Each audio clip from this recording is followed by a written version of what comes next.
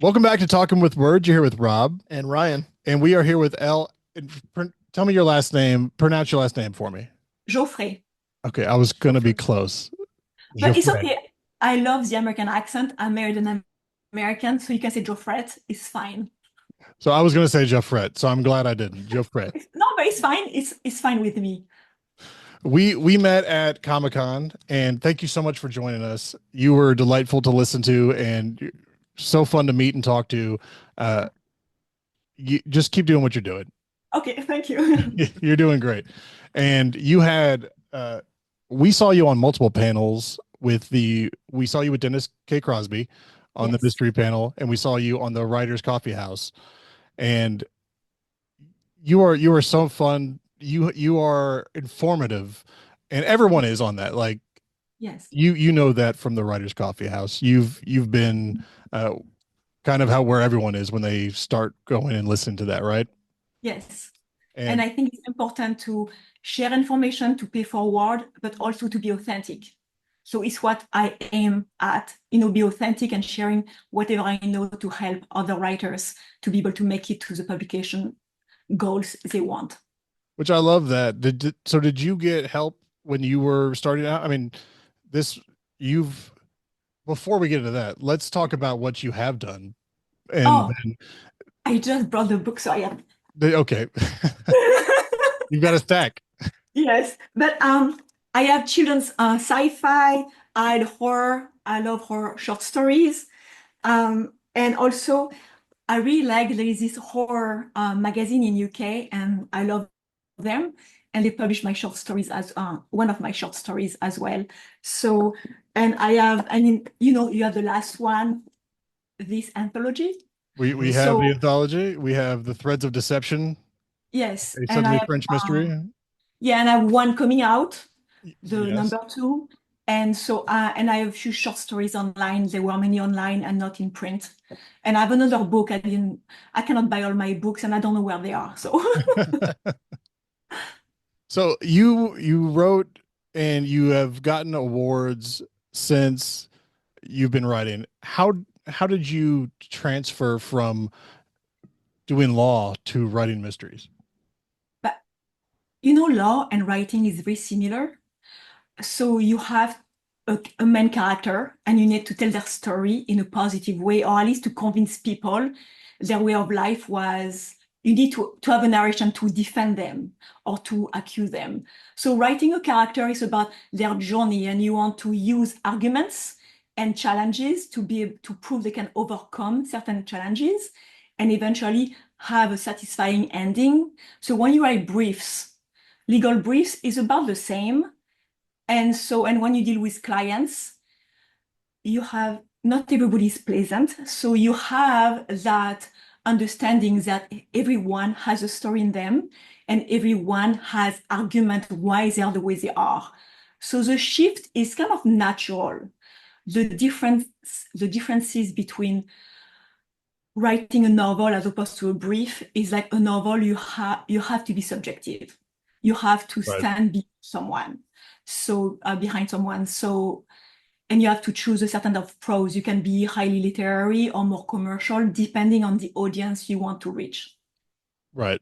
So, and that's was the other thing I was thinking of as I was reading this from the law standpoint of you have to pick a side when you're writing a novel as opposed to your job is to defend or uh But Represent represent. appropriately. Yeah. yeah, in law, you pick a side. I work for the California Attorney General's office, so I had to be on the state side. It's why I quit. So, no. But so I don't. But so it's different because as a lawyer, you have to use fact and Right. to be objective. Of course, you have to use words that you have to be stay objective. You present the case, the law that support all the arguments. In a book, you need to use the emotion. You have to use emotion also in law, but it can be dangerous because you are not the one. I was working on appeal, and for me, using emotions in law is kind of dangerous because you want the law to be applied. You don't want to be able to influence people. You know what I mean? I mean, of course, you have to influence people, but on an appeal process, it was um, mainly objective because I was working mainly on felonies, so it's very hard. So, and you don't always have all the facts of the case. Right. So you present the argument and the law. Your opinion is useless. Actually, I asked my boss one day, I'm like, but I don't agree with it. And he said, I didn't ask for your opinion. And that, I think, is why I left. And, yes, so it's why, because when the law is not always fair, and for me, it's about fairness. And the justice system nowadays is not always fair. And laws are mainly made for the rich white man, you Right. know. And so every time you depart from that, uh, you know, that demographic, Right. you know, it's going to be harder for you, especially for underrepresented people, or, you know, so there are so many issues like that, So you including accent. Yes. okay, so that's what I was about to get into. So you have a degree from uh I'm going to butcher your French law Oh, school. it's okay. The Université Côte d'Azur? Yeah, that's your perfect. Ah, Yes. perfect. And then George Washington University Law School.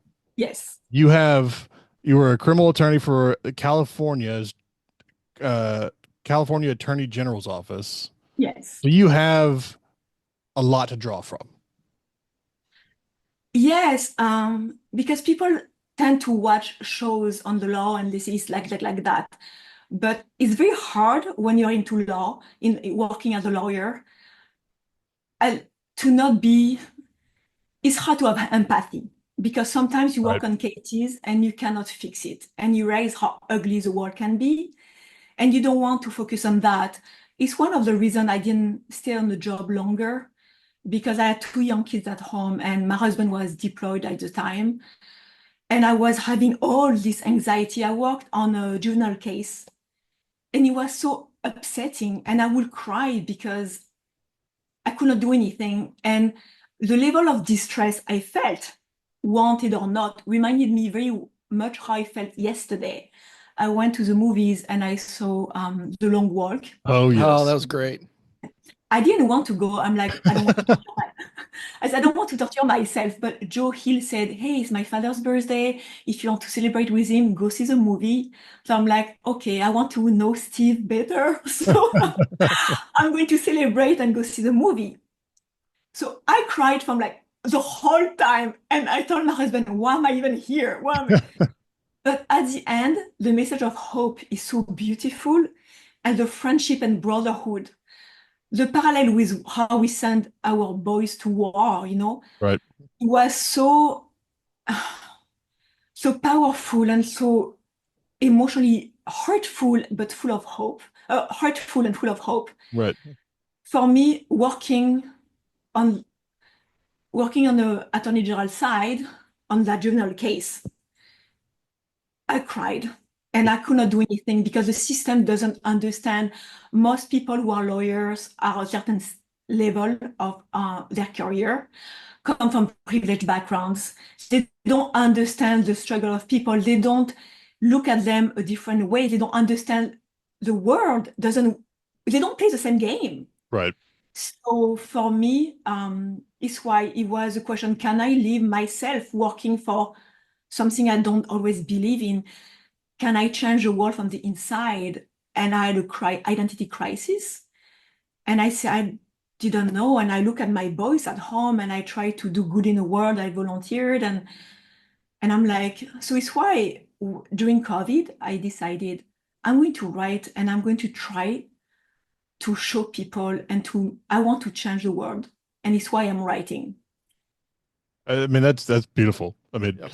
Oh, thank you. and that's and I long walk, especially as a parent, that hurt me way more than when I read it 20 years ago. Yeah, Watching but that, the actors are amazing. they I did a mean, great job. Yeah. and the fact, I don't want to give any spoilers, but the fact at the end, Peter endorsed his friend's goal because he realized, because what does it mean to lead with love? Is revenge part of love, or can you do something drastic to change the system? Right.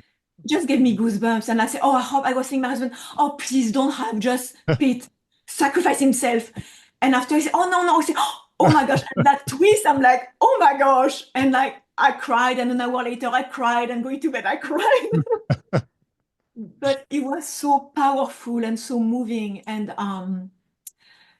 yeah.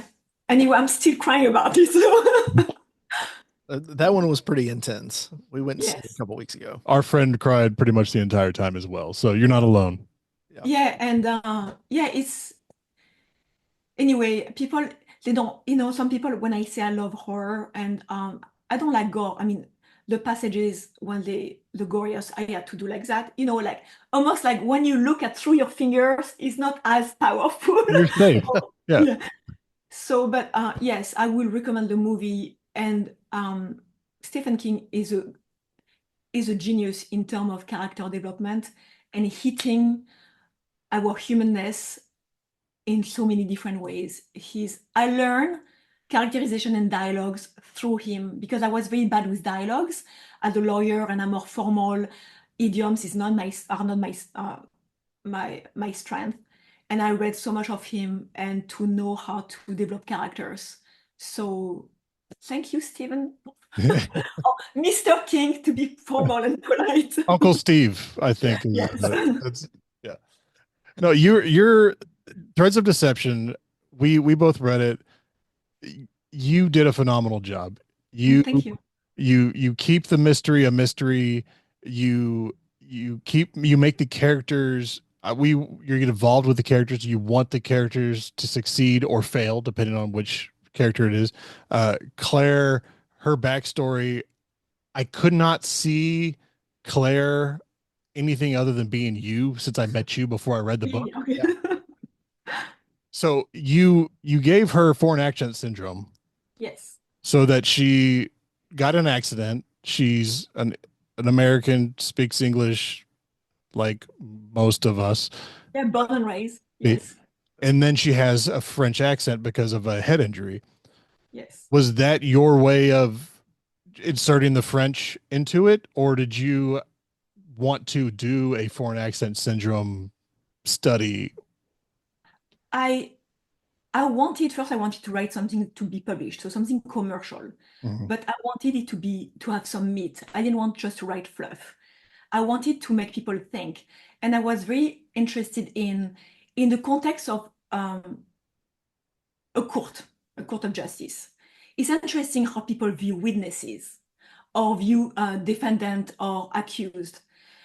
It's so interesting how when people have a speech impediment, be it a stuttering or different issues, or even just accent, regional accent, not just foreign accents, how there's a decrease of credibility on the part of the jury. Right. And so I was researching that. I'm like, why? I mean, I grew up, my mother very emphasized on the importance of welcoming. We are citizens of the world. There's no difference. If someone has an accent, because they know something you don't know, they can be the door to different world, different culture, different knowledge. And so for me, every time I hear someone speaking differently from me, I'm all excited. I'm like, oh, what can you teach me? Right. And so I wanted, but I realized not everybody is the same. So I'm like, huh. So I wanted to have my character to be different and to have a speech impediment. But speech impediment is not always cute and funny. So I gave her an accent, and I could not give her any accent because I didn't want to do cultural appropriation or bad stereotyping. So I made her French because I wanted to use my experiences, and some of my encounters are so hilarious. I thought they would be a good material to joke about in a book. Yeah, I mean it worked. It worked well. How you set it up, it felt personal. I've lived a lot of different places. I've traveled a lot. I was like, yep, okay, this makes a lot of sense to me. I've lived in Argentina and I've been to all these different places. As a big white guy, when I go to South America, that's very different. So Yes. when the very beginning of the book, she gets detained for having a French accent, and they think she's a whatever they think she is. Uh, I was like, yep, that's 100% how that would go. That makes sense. All of this works out. Have All you? the I'm sorry, all the experiences in the book, except at the end, at the border, I leave them all. Okay, I was going to Yeah. say, have you had this situation before because it felt personal? Yes, and it's why people say no way, yes, and it's like, but I wanted people to realize that whenever they meet someone who speaks differently, they will have obstacles, they will have to overcome challenges. It's not like having a French accent is not like any other discrimination. People, the world has a hierarchy of accent. So I'm lucky French, I mean, if people know the difference, French usually is at the top. So I don't have anything to complain about, especially considering the issue with immigration right now. But I wanted to, yeah, I wanted people to understand it happens. And your neighbors, your friends, be aware that life is not easy. And if you decide to go, hey, let's go to this country together, it might be easy for you, but not for that person Yeah. or on a daily basis. Yes. So, Yeah. No, that I mean that it worked very well, and I liked that as a reader, I knew the whole time, and it would keep coming back up. Like, who's this French lady? The way that that joke kept kind of coming up, and the observation really is what it was of how people treat someone that is different from them. You worked that in really, really well. I like that a lot. And thank you. especially with the detainment center at the end, like that, I was reading that and got like nervous because like I've been Yes. ordered multiple times and getting pushed aside. Yeah, I felt a lot of that. That was well done. Okay, I'm happy to hear that. I mean, I'm sorry it happened to you, but I'm Not happy. that bad. Never that bad. That was pretty rough. That was an That was rough for extreme Claire. circumstance. Yeah. Yeah.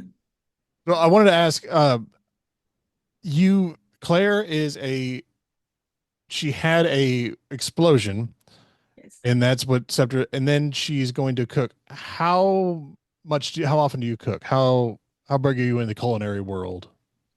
I when I have kids, I we believe in France that eating is part of an education. So I cook three-course meal every day up to the pandemic. So I will not cook twice the same thing per month. Lucky husband, I know. I was going to say Because next time we're in town, we want to come over. oh, during the pandemic, I slowed down and yeah, I'm not as much now, but I wanted to cook I cook regularly. I used to have a blog, a fiction food blog. I will used to read my friend's book and recreate the recipe. Oh yeah. Um, and so I sometimes I do that for fun. But for me, yes, I mean, food is life. If I invite you in my house, it's because I trust you, and there is nothing more intimate. I mean, yeah, there is, but emotionally, there is nothing more intimate than sharing a meal because you share your culture and cooking for people. It's love, it's care. Not only you feed the body, but you feed the soul. And there are different food that trigger different senses. You know, sometimes you crave something, maybe because your body is in deficiency on some kind of vitamin or minerals, but sometimes they're linked to memories and to feelings and love is reconnected with to our emotions. And also, as a lawyer, not many people have any time. So I wanted to make sure also Claire, who was an attorney, and she was a single. So the only thing she could do as a single is cooking class for single. I wanted to make something that everybody relate to. I mean, everybody relates to food. I mean, people who don't like food are they even people?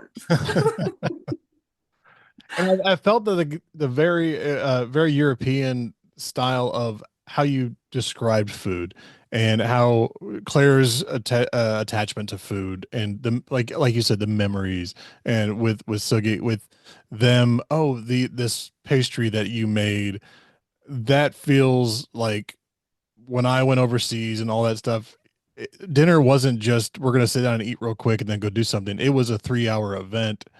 you're having conversations, you're drinking wine.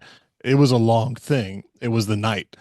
And I think that's a disconnect between America and European nations, and South America. They do the same thing. So I really like seeing that built in with this, small town Yeah. in California. Yeah, I think why people don't do it is because at school they only have 20 minutes to eat, which is a crime. I got it for me. But with my family, we always waited everyone to be home. We have hour-long dinner. It's at least an hour or more dinner every night. For me, it's the only time when you can relax and you can talk about your day. And they prove now that when you eat, they have studies done that when you eat with people you don't like, it can actually affect your body. And when you eat food with people you like, your body absorbs nutrients a very different way. So I believe you should feel relaxed and chat with people and even have coffee or a scone or they are, I don't know, for me, it's like every time I have a friend, I have a food associated with them. So when I meet them, I make that food or I buy that food. And I think more people enjoy food, but I wish people will realize we should not be in a rat race. If the rat stop running, the race is over, Yeah. So if only they can stop once a day just to eat dinner and to know their kids better, or their Yeah. spouse.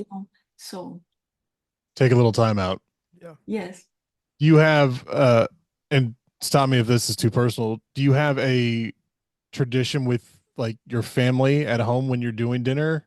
Like for me, my children, we will sit down and we play the question game where it's everyone asks us a question about their day, and we have to talk about, what was the best part of your day? What did you accomplish?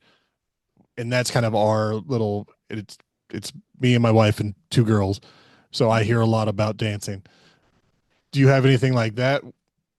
My kids are a little older now, so I mean they're older. So what I will do is terrible, but I believe in conversation should I believe in I was so obsessed with my work. When I became a mom, I wanted to give them the best, but I wanted to always have conversations that can improve them intellectually speaking. So when they were in middle school or high school, I will say, okay, I heard about that on the news. What's your take on it? So they will be forced to talk about political events or about the environment. I would say, hey, so I will have every night, I will have a different discussion, but it will be some things they will be forced. Okay, what's for, what's against? In France, we do that at school. We are given a topic, and in a dissertation, we have to write why you're for it, why you're against. You're forced to take both sides, which is very hard. And I wanted them to be able to stand behind both sides. Right. Yeah. So we used to do that. Now it's more, have you seen that meme or have you heard the news or just like something, because when you are in very stressful times, you have to relax a little bit. Right. But I love the fact that you ask different things about the day or your favorite topic at school or things like that, or how we could improve the world. We had one thing when during COVID, when people were a little bit on edge, I would say, okay, what are you grateful for today? So that was, they hated that. And having a roof over your head and good food doesn't count. So every day he had to be different. Yeah. So I think a lot of that is in as a with law, you're not asking yes and no questions when you're doing this. You tell me the story about what you're doing instead of was your day good? Yeah. Okay. Finish your spaghetti. Like you want to have challenge them to explain their feelings and their yes. reasoning. Right. Yes, except when you're in deposition, you want people to say yes or no, so you can, if they, when you're in a deposition and someone Yep. deposits you, so it's better to say yes or no and to stay as short as possible, because if you give more, they can corner you. Right. Yeah, you're So opening up the door for a disaster there.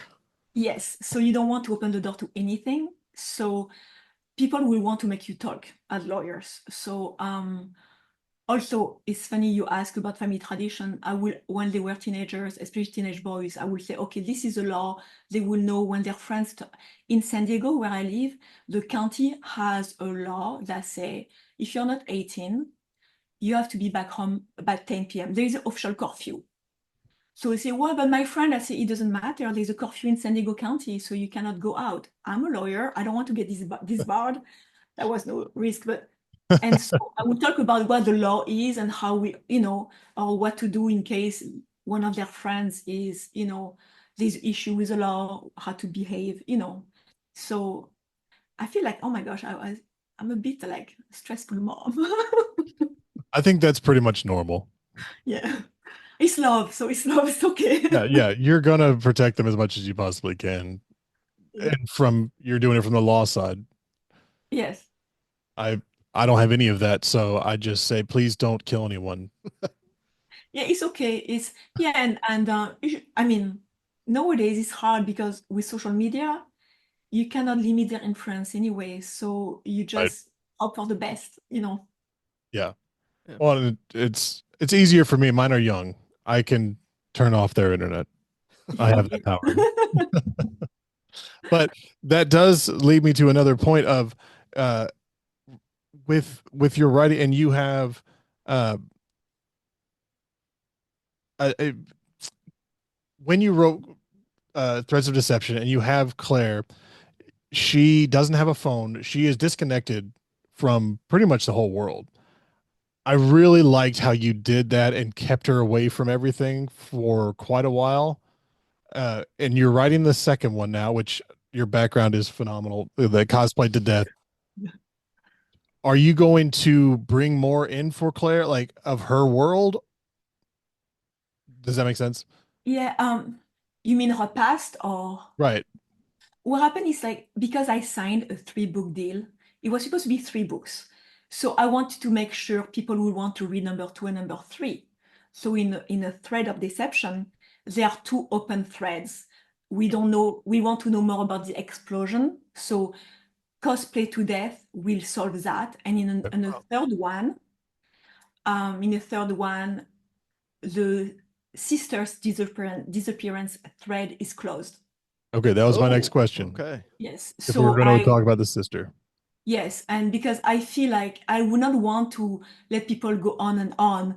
I felt when I went to see The Matrix 2, I felt so betrayed because are you kidding me? You cannot leave people on a cliffhanger. This is should be illegal, okay? So especially when it was so tense. So I'm like, no, they are going to say 3. So they are all standalone, but they become more cohesive as 3 books. So it's why I did that. You can read them separately, but when you read them all together, it's still like it closes lots of loops for different things. Yeah, and they grow. Torres grows up. I mean, a little bit. The Yeah. detective grows up. Everybody has their thread and their arc, Right. and so I could technically end the series there. Yeah. If you want to. Yeah, it depends on so many things. If I want to, I have other works. I write. I like darker fiction, and with heavier prose. So I'm finishing the number 3 right now. The third. Okay, exclusive for you guys. Nobody knows the title of my We'll third cut it. book, but I'm going to give it. It's called Spirits of the Law. So it's a play on one on Spirit of the Law, I but like it's it. set during Halloween. During Oh, Halloween, so okay. it's about the sister disappearance, the sin of our past, things like that. Yeah. So yes, so yeah, I don't know, and whether or not I continue series, it will depend about the amount of readership. Right now is great, but I don't know how the series will be received as a whole. And after, if what publisher propose me, a contract I can be satisfied with. So many things, and I want to write also other books. I have right now. When I'm finished with the third one, should be in 2 weeks. I have a horror novel. It's more like psychological horror, more like Get Out. The Okay. in Okay. human dread. So I like horror a lot, but not gore, but horror. Yeah. Which you told me when we met at Comic-Con that you were not a gore fan. We Yeah. were talking a little bit about Yeah. movies, which let's talk about Dread Coast for a minute. Also, wonderful thing you all are doing. Every the proceeds of this go to the victims of the LA wildfires. Uh, Fantastic that you all, how many, like 14, 24. 24. Yeah. Yes. let's put it in half. Yeah. A lot of people committed to this. I did not expect your story after reading Threads of Deception. I was very, very happy uh, it, how dark it went. Uh, I didn't expect that psychological horror pull from your short, but I loved it. It was well done. What's it? The View from Here, I believe, is what Yeah, it's the view called. from here. Yeah, I can do darker. So warning message for people who love traditional mystery with cozy element. Do not read my short stories because they are very dark. So I love this kind of a horror twist. It's very like the Twilight Zone. You have that human Yeah, dread. So yeah, so I like that a lot, and it's my natural place to be, and it's my default. So whenever I write outside of that genre, it's a lot of more work for me. yeah. Mhm. I think like, and between these two, you do a great job of the internal monologue, the character thinking through what they're going to do, what they just did, how this is going to proceed, and then turning it, because I think a lot of authors will foreshadow, but Yes. it takes a lot to say, okay, we're going to do A, B, and C, but by the time they get to B, they can't do C and they have to go and do something else. And you do that very, very well. Oh, You thank throw you. that turn in there and make them rethink it. Uh, Twice in Threads of Deception, I was like, okay, I know who it is. No, Yeah. I was wrong both times. Uh, Yeah. you do that well. I was the same way going through because he and I have a tendency to read sort of at the same pace. We're usually reading the same book at the same Yep. time. Um, it's funny. We just finished Brian. I finished Brian's book today, and I can't. I'm waiting on him to Brian Asman. finish. Yeah, Oh Brian yeah. Asman's book. Oh yeah. F this house. Uh, Good Dogs. Good Oh, Dogs. good. Okay. Okay. I've got 20 minutes left. You got 20 minutes Yeah. left. Yeah, I finished it this morning on the way to work. Um, but we frequently do that. I did the same thing with your book. I was like, "Hey, I think I know what's going on. I think I know the answer. Where are you at? Can we talk about this yet?" And I think I texted him back later that day after my drive home. I was like, or Never after I mind. sat down and read a little bit, I was like, I'm wrong. Ignore what I said Yeah, never earlier mind. today. But he and I kind of make a game out of it, and it's really refreshing because I've read a couple authors recently that um, the writing was great, but you think you have it figured out, and the farther you get, it continues to confirm, yeah, you're right, and then I end up being right, and I'm a little bit disappointed.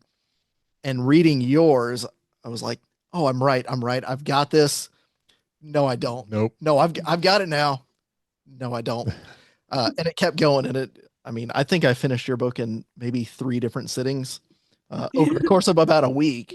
Okay. Um, because it was constant. Okay, I've got to see what happens next. And part of it was just, I need to know that I need to confirm that I'm right.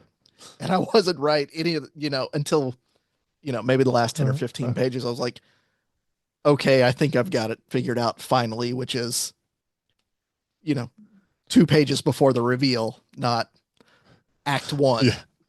So it's really refreshing to read that and have, like you said, you're veering right the whole time, and then you take a hard left, and then you take another hard right down the road. The next one, Cosplay to Death, is more complex because the first one I wanted to set more like the character and the town and the mystery. But the next one, I have readers who are reading the advanced copy and they say, "Oh my gosh!" And they're like even more excited, and because it's like little bit more complex, and nobody figure out who it is. So I love that. For me, I'm excited also because I think from my work in law, I see many people rely on stereotypes Yeah. or a few evidence they have, just a few. Whereas in France, we have a tradition, a saying that said, before saying anything, you need to turn your tongue 7 times in your mouth. So to take the time to think. And so I wanted to apply that in a mystery. Why? How many do you have? 7 evidence that is them, 7 proofs. And if you don't, just be quiet. And to people, more people to judge in real life. After the right, I want my reader to be like, oh my gosh, oh no, oh no. I want them to realize, are we all using our assumption? How do we see the world? I want to put the reader a little bit off balance. So instead of be so confident in their abilities to see the world and they're so unjustified to think that way, I want to put them all a little bit off balance. So whenever they see a situation, they might, okay, maybe I should stop and investigate a little more, So it's what I wanted to do that. And I'm happy, so it worked. And you did a really good job of that with Claire because it felt like the law mind when she was thinking through stuff. She was thinking of it differently than I would as a reader think of, okay, so we got him. And she's like, no, we have zero proof. This is just what we are seeing, what we are assuming. I'm like, oh, damn it. Okay. Yeah, it's all assumption, all guesswork. Yeah, zero Yes. proof. It felt like I'm sure you know Michael Connolly. Yes. It felt closer to that of this is where we're at. This is what we actually have, which is nothing. We think we know this, but we have no proof to establish that. And you kept that thread going constantly with Claire. It hit well every time. The whole thing worked. I actually bought 2 more copies for my mom and my wife Okay. because I was like, you're gonna Okay. love these. Thank you. This one's mine. They don't get that one. It's already marked up. But uh, this was it. This book that won the Agatha Award. Yes. No, he didn't win. He was nominated. Okay, nominee, and then you have the New York International Women Festival Award winner for a short script. Yeah, it was a horror script. It was something during the pandemic. I love horror, and when I have the social issue, a law being overturned that I don't agree with, or things like that, I write horror stories to see what will happen if they did that, and it's mainly in terms of women's rights. Yeah. So I need to write a horror short story, and I sold it. Online. He worked very well, and I'm going to turn it into a script, and it won. But it's very yeah, it was fun, but it's very dark, and it's extremely dark. So, but it was fun. But my Thread of Deception also won a Pencraft Award. So Yes. they won the Pencraft Award. So that was, and but I realized I like scripts. I like to write them, but it's such a hard skill to hone.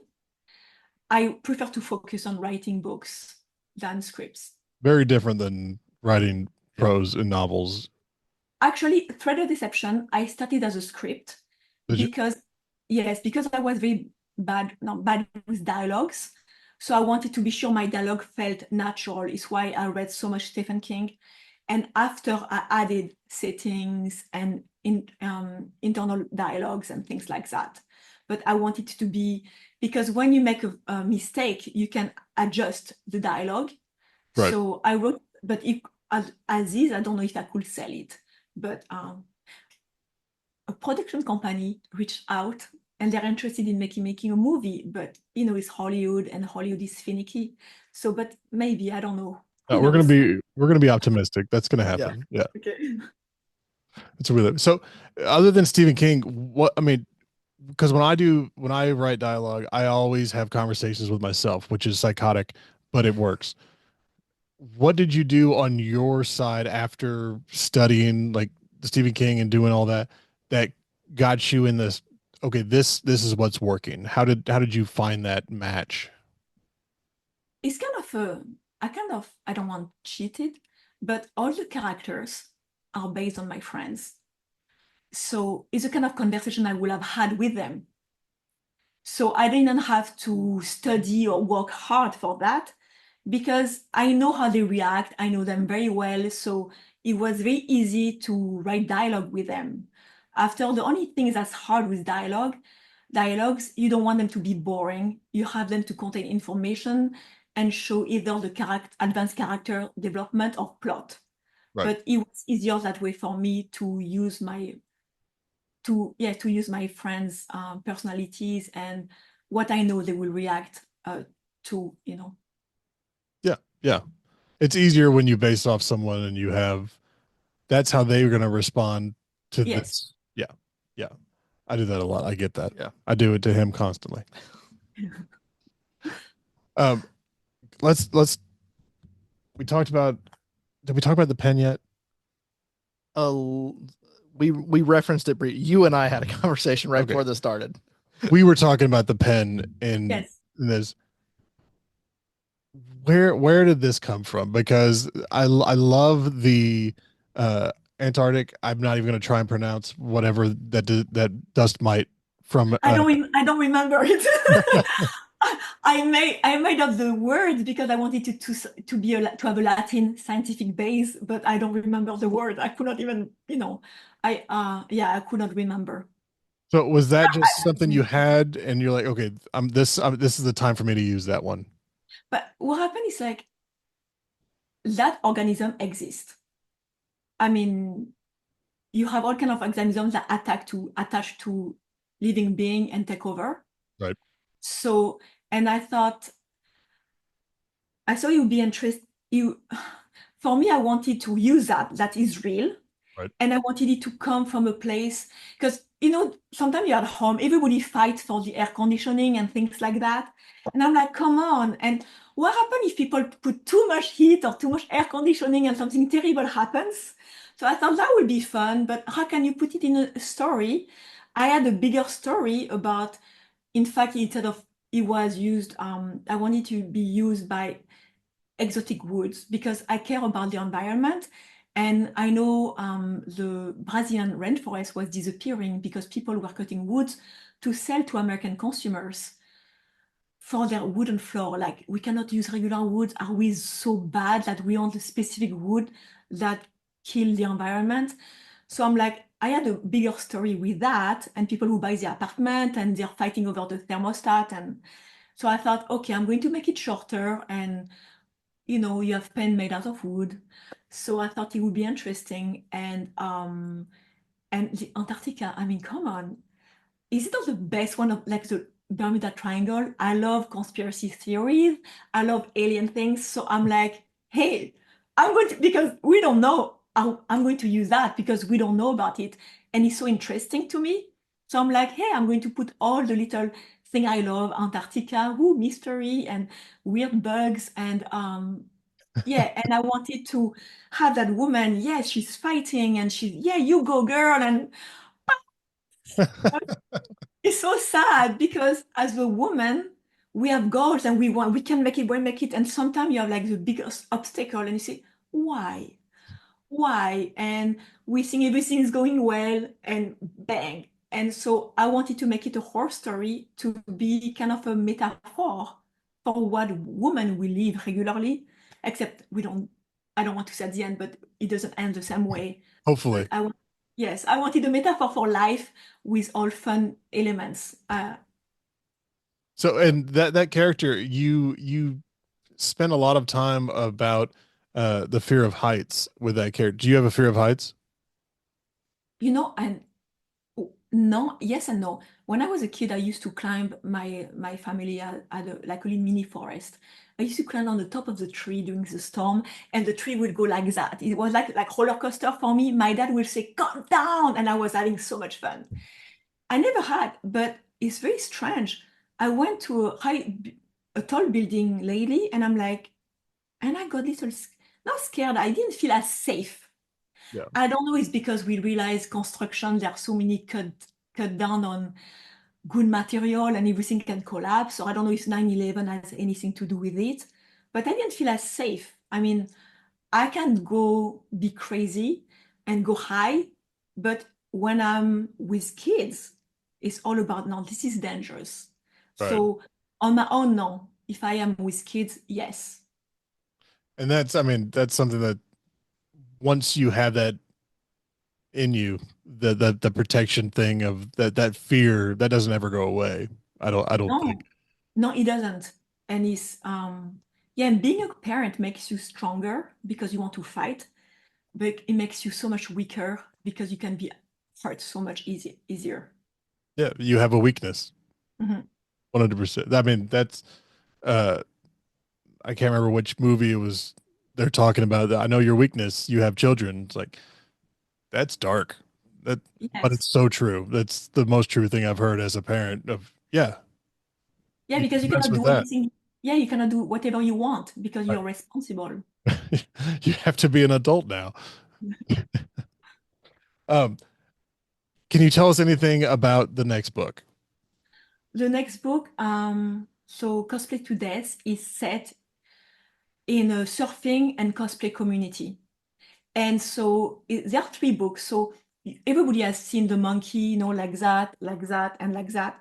So for me, I build the three books on that. The first one is how we sound. Yep. The second one is how we look. It's about how we reach out for perceived status or how we adjust our body to to reflect who we are inside. And the third one is about don't talk about the past, it will go away. No, it doesn't go away.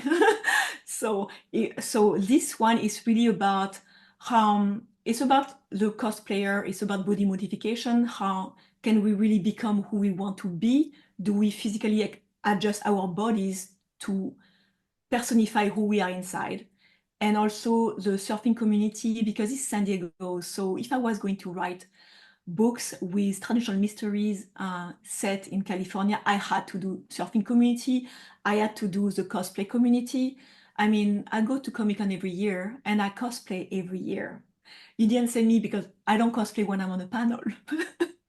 I was going to say I've But got a lot more questions now. and so I think it's fun. So I wanted to show that side of things to people who might not be aware of those communities. Well, the first thing I thought when I saw the title was we met you at Comic Con, and I didn't dress up because I didn't know that was my first time at Comic Con. We were with Jonathan Mayberry. We didn't know what was going on. We were just going to hang out, and then I was like, okay, I want to dress up now. And we were walking on our last day. I was like, I need to find a costume that has no sleeves, that's light because it's so hot in there. And when I saw your title, I was like, that's got to be a San Diego reaction within within it. But I didn't know that you. How many times have you been to Comic Con? I've been like 10 times. The first Okay. Oh time I wow. was invited by a producer. He was a friend of a friend. And I'm like, what do I do? I mean, I don't know the guy. And my kids say, Mom, every opportunity, jump on them. So I'm like, yes. And I went the first time, super nice guy. And he was a friend of a friend. So, and after I went, I was invited every year. And after I got my own tickets and after I was invited on panels. So I think I didn't go only once because of conflicting schedule with work. But I love it. But I cosplay since the pandemic because I had emergency surgery uh, and I thought I was going to die. I had a heart surgery. And I told my husband, I need to do something little crazy every year, something that puts me out of my comfort zone. So it's hard to cosplay because people look at you. Yeah. And so have you watched The Fifth Element, the first one? Oh Oh yes. yeah. Lilu Multipass? Okay. Yeah. I was not the bandage outfit, I was the covered outfit, but I was there and my husband was covering Bruce Willis. Dallas. Yeah, people stopped us to take pictures. Oh my gosh, Lilu! And I had my multipass, so I was like, so and last year, 2 years ago, I was the Ninja Turtle creator. They had he draws for Wolverine from and he has Louise of the Night Guard in the comics, and he was a French superhero. I'm like, I've never seen a French superhero. So I cosplay as her.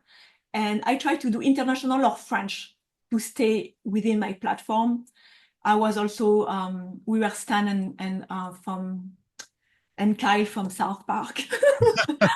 So I try to vary. I don't know what I will do next year, but yeah, I like it. It's fun. If you have any Yeah. pictures of those, please send them to me because Oh yeah, I will. I'm They're not- I've been telling him I'm dressing up next year. Now that I know Yeah. what it is, I'm definitely doing it next year. I'm a much bigger nerd than he is, so Yeah. I'm ready to dress up right now. Yeah, it's fun. And the community in Comicon, people are all they're non-judgmental, they are fun. It's like people grow up and become so serious. It's like, why don't we embrace our inner child? It's so important to be who we are. We don't have to be serious and die. Can we have a little fun in the middle? So for me, cosplaying, and I dress up every Halloween too, so twice a year is me. My birthday's in October, so I dress up multiple times around Halloween. I also just That's, dress up multiple times. I'm a weird. I yeah. like to dress up. No, it's not, it should be normal. If I were president, I will create at least once a year cosplay day, or maybe once a month, because when you cosplay, you become more humble. You become someone else, and it's freeing, but also it's like making fun of yourself as well. It's like, it's okay. Yeah, I think people who refuse to dress up, you need to chill a little bit. you've got my vote. Yeah. I support that. You've been traveling a lot. Where can people go see you right now? Are you still doing events? Or are you Yeah, wrapping it up? I just came back from New Orleans for BoucherCon, the international mystery conference. Actually, Michael Connolly introduced me. They have like a debut breakfast. It's like debutante ball, but during breakfast. So he said my name. He said my name. So it was nice. So I I won't go. I mean, I have my book launch. I stay in San Diego, but next year I will be in DC for Malice Domestic. And I will probably, I don't know yet, because what people don't realize, debut author, unless we have a huge mega publisher and a PR push, people don't pay for traveling. So Right. everything comes out of my pocket. And I have to see work when I can take time off. Is it worth? I will be at Comicon, of course. I will be at WonderCon, of course. I like WonderCon LA, Comicon San Diego, Malice Domestic Bethesda, and after I don't know. I figure out my budget by the end of the year. Are you dressing up for all those? No, No. when I'm on a panel as a professional, I can't, or they won't recognize me. We can get you some like cat ears or something for your panels. Yeah, I would like that, but it depends because people come to my panels. There are many non-people, serious people wanted to write. So I think I'm enough of a personality and what I share to be adding cat ears might be a little over the top for my audience. I did. We saw the writers coffee house panel you were in and the mystery panel. You were very everybody was great. I was surprised personally how open and sharing and giving everyone was in those. And we know Jonathan Mayberry for a few years now. Uh, Wonderful human being. Love him to death. But everyone there was just trying to help other new coming authors, potential writers, everything else. That community is phenomenal. I've never seen anything quite like it. Especially, I'm very new in the writing community, uh, but I haven't seen something quite like that, and it's so refreshing to have everyone wanting to help each other, and that we all succeed when you succeed mentality. Uh, Yeah. I love it. Jonathan is very insist on that, and I think everybody who stay within the group believe in that as well. And it's fun to see people growing and progressing. It's exciting. When I see people succeeding, I'm so happy. I really get excited for other people. And so, yeah, it's normal. And I really believe, I mean, not all the time, but most of the time, if it's for you, the universe will give it to you. There's a sentence I live by, so I hope I will be right at the end. But the universe says, when you decide to commit, when you commit to something, the universe will conspire to help you. And I believe in that. So if you really want something, focus on it, do it, and things will come little by little. It happened to me. I didn't know anyone. I was nominated for an award. I didn't know anyone in the mystery writing community. I was just writing my thing. I was not that outside. I mean, I am on social media, but nobody really knew me. And I'm like, are you sure it's me? I mean, and so things come and it's like, wow, but I realize you work, you focus on your energy on it, you find your opportunities.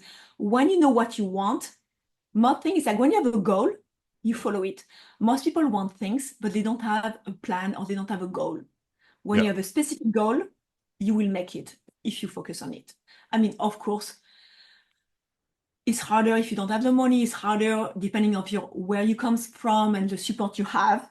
So of course there are always obstacles, but ultimately it's feasible. And if you have hard time, I mean anybody of your podcast audience, if you have any questions, they can ask me. If I can help in any way, I can be helpful as well. I mean, really, I love helping people. I believe we are team evil, team good against team evil. I believe in Star Wars, okay? So we are team good, and I'm going to fight hard. So I believe in that. I think that's awesome. And I mean, thank you for Yeah. everyone, because that's something when I was starting writing, I had no idea what to do. I was researching and I stumbled across people like you that were genuinely helpful and supportive, and that's that community that you want, and that's what you want to find, those people to connect with. And we will have, if you're watching this, we will have Elle's information in the comments down there, all of her stuff. You are a great source. You're a great resource for new writers, and as well as the Coffee's Writer House and all of that. So thank you for doing it. I mean, that community is very important, I think. Yeah, but they helped me. I mean, they were very welcoming, and I want to do the same because it's very hard. You feel judged, and it's a lonely endeavor.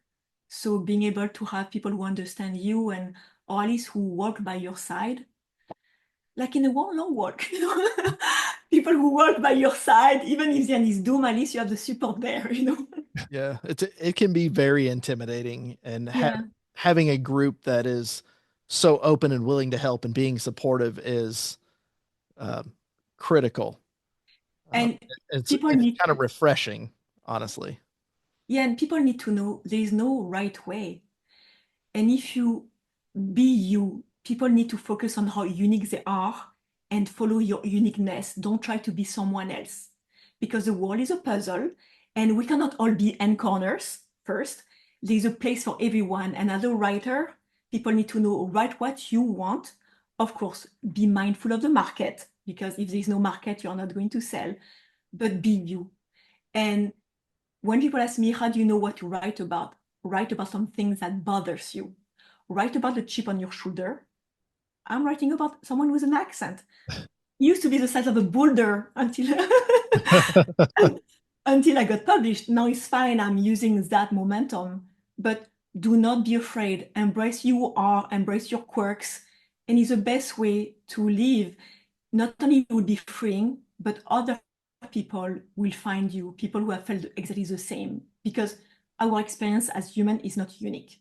So if you feel that way, someone else does. Right. And you can make a difference in the world. I, yeah, I think you nailed it. Yeah. That's fantastic. Oh yeah.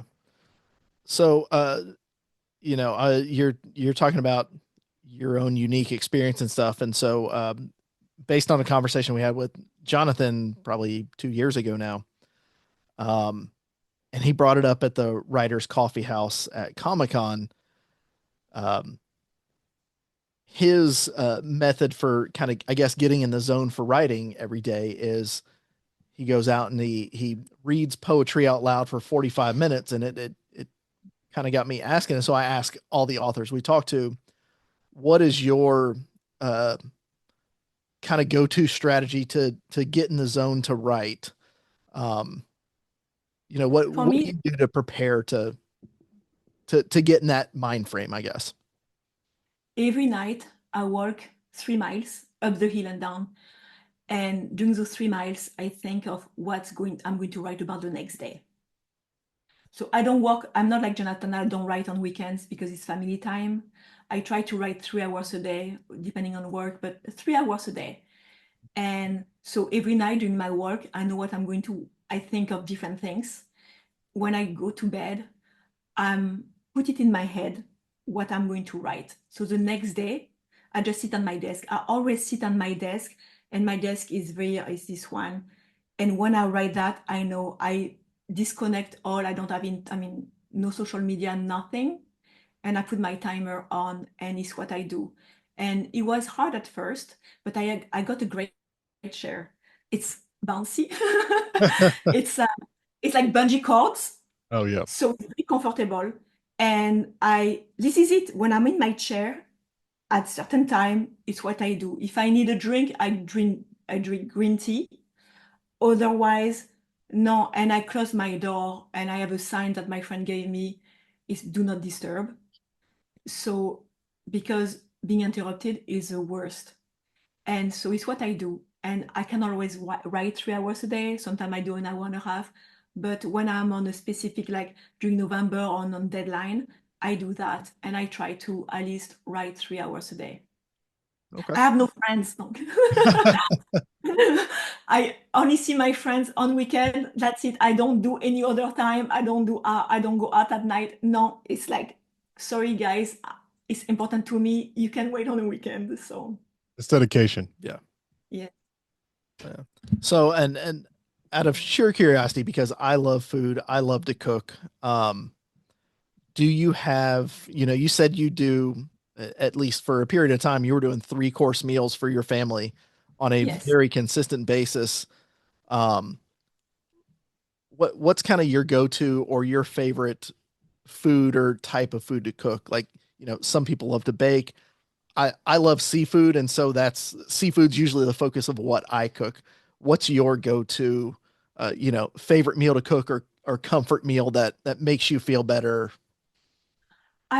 For me, what I like to cook is the easiest, is the best.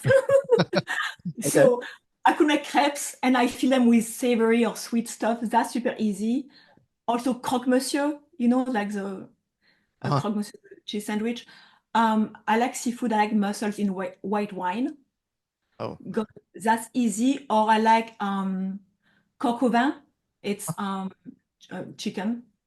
And so it's easy because you put everything, you put the lid on and done.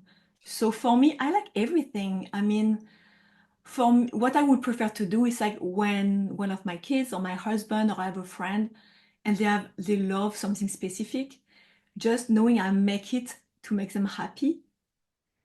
My favorite food to cook is when I know it's going to make someone happy. okay. So it's otherwise is I mean for me if it's easier, simpler, I like it best because I can spend more time writing. Fair enough. You're So such a sweetheart, huh? Yeah, I mean, if someone asks me, can you make me an opera cake? I would say no, because I don't have time right now. And I'm not a pastry chef. And also, sometimes it's easier to buy it than to make it. That was my So, first agreed. thought. Yeah. yeah, there's a great French store. They sell frozen food.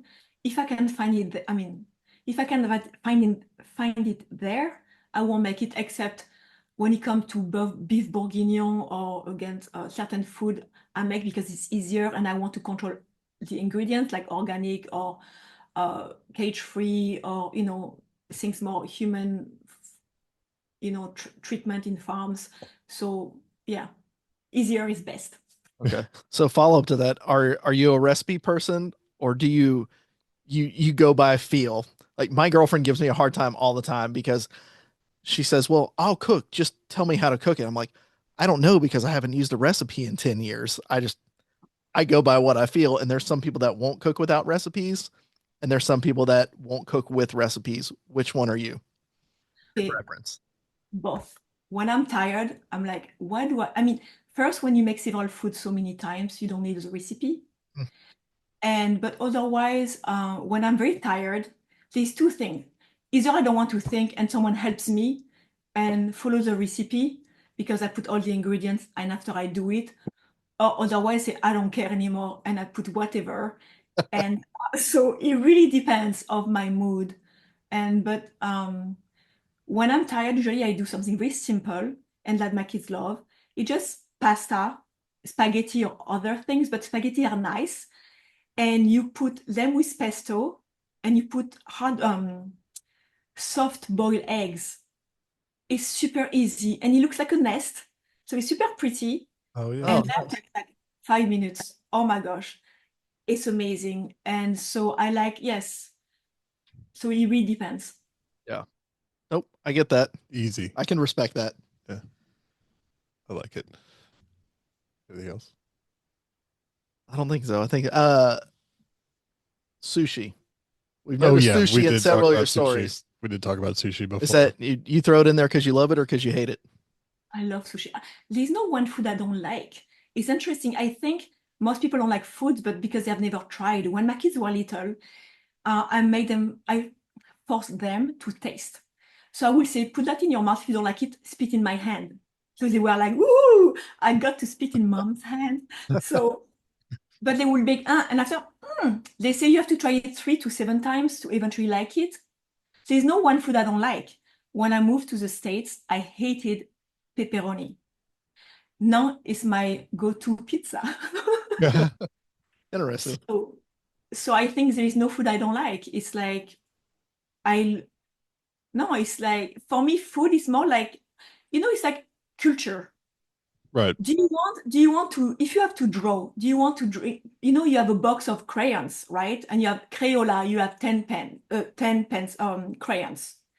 Do you want to only have 10 or you want, sometimes you get a box with 80 different colors and like, oh my God, for me, that's life.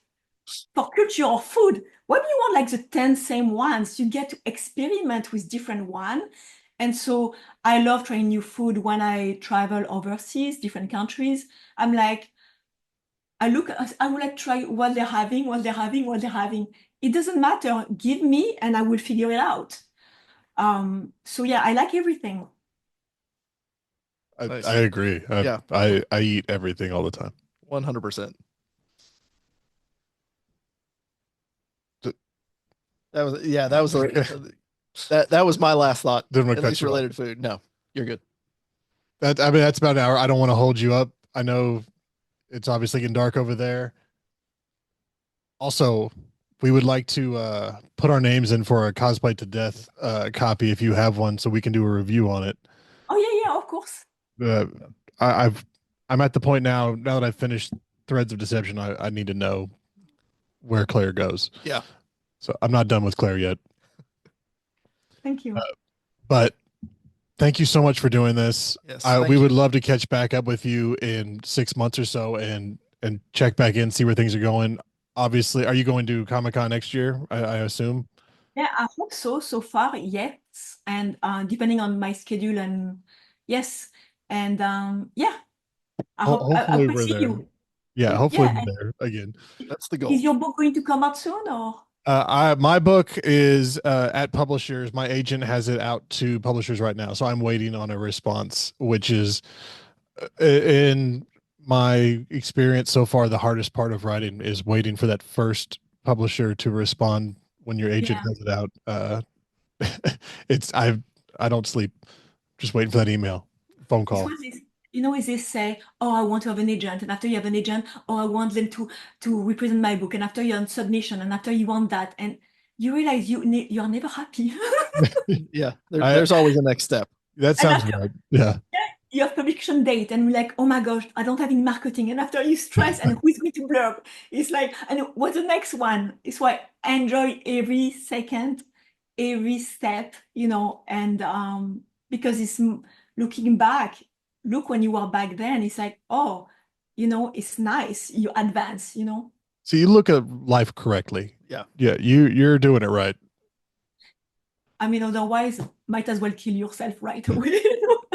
This is not a suicide meditation, by the way. No, I agree. If you're not putting yourself out there, what are we doing? That's one of our Yes. big things. That's why we started doing this podcast and trying to meet people like you. And we're meeting all these awesome writers and just wonderful people. And yes, this keep doing what you're doing. We are very excited for the second book. We if you're watching this, go get Threads of Deception because Elle is delightful. She is a phenomenal author and just a wonderful person. Thank you so much for joining us. I mean, thank you. this has been Thank you so delightful. much. And Thank and we loved hearing you talk. If you're in anywhere near Arkansas, let us know because we will come see you. We will come stalk you. I just wanted to thank you for inviting me, but also you made me feel so comfortable. I forgot I was on an interview being recorded, and I tend to speak fast and I forget I have an accent. So I hope your listener are going to be able to follow up. I don't even hear an accent. Oh, They'll be fine. It'll be fine. Yeah, we try to keep it laid back and conversation, not intimidating interview. But thank you because you're so personable. You really make people at ease. So thank you. Thank you. That's a Thank great you. compliment. And when we reach out to people that we met you and we immediately left and I was like, we need to get her on. Like you have a way about you and you are so kind and so open and giving with your I mean, you just gave us an hour of your time. You probably have tons of other things to do. Thank you so much. And that's what we love about this whole community that we were talking about with all of us connecting to each other and just helping each other. Like that to me is like mind blowing how it warms my heart, if I could say that. I love that that is out there, that you people are out there, that you are doing what you're doing. We met Dennis K. Crosby. We talked to Brian as like everyone out there was great. And you were one of those that I saw as like, you're doing something different. You have this background that I haven't seen before. And then I went and talked to you and you were so open and just a delight. I mean, you're a beautiful person inside and out. And I needed to talk more about you and I had to read your book. So thank you for being you, really. Yeah, thank you. Thank you. Threads of Deception and Dread Coast are out. Go get them immediately. Dread Coast is for the LA wildfires. All proceeds go. Am I saying that correctly? Yeah, it's help with LA fire recovery efforts. Yes. Okay. Could you stick around for a second? We'll sign off. Yes. Elle, thank you so much. Thank you. For joining us. Elle, ladies and gentlemen. Charlie. Are we